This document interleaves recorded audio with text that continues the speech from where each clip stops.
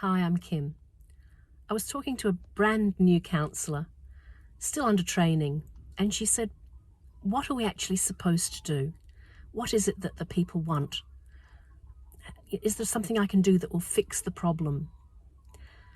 And I said to her, when something's wrong with the fridge at home, you'll check to see if it's plugged in.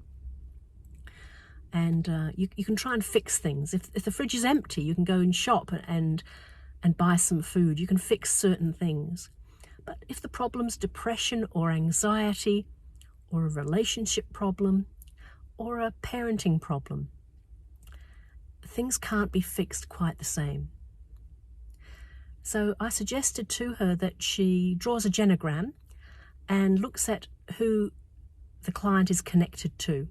Is it a parent, a cousin, a sibling, or is it a friend, nothing to do with the actual genogram? And then the next step is to talk about, when did the problem first emerge? So, for example, if it was anxiety, did the client find that even in kindergarten they started to have tummy aches? And what was the progression? When was the next time they noticed that these worries, or whatever word we can find for it, for anxiety is a bit of a clinical term, and to find a more local word like worries, especially with younger children. What was the progression of that?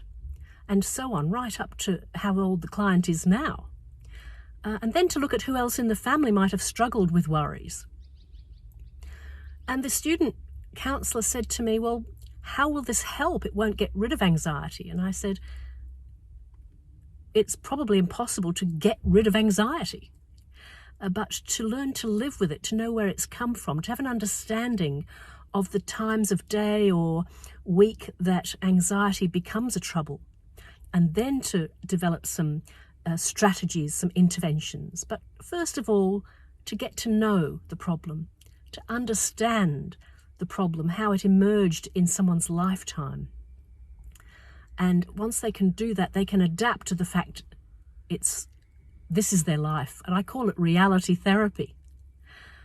And then at the end of the first session, you can say to the client, what's been helpful today? And maybe they'll express some sadness that we can't make the problem go away. As professionals, we don't have that kind of superpower. But we can also ask about, well, what are the hopes for the future? And depending on the client's age, we can ask for, can you picture 5 years from now or 5 weeks from now? Is there something you've got to look forward to? Is there a dream you've been holding on to? Because those are the kind of things that will help you get through a difficult time. So I hope this has been helpful.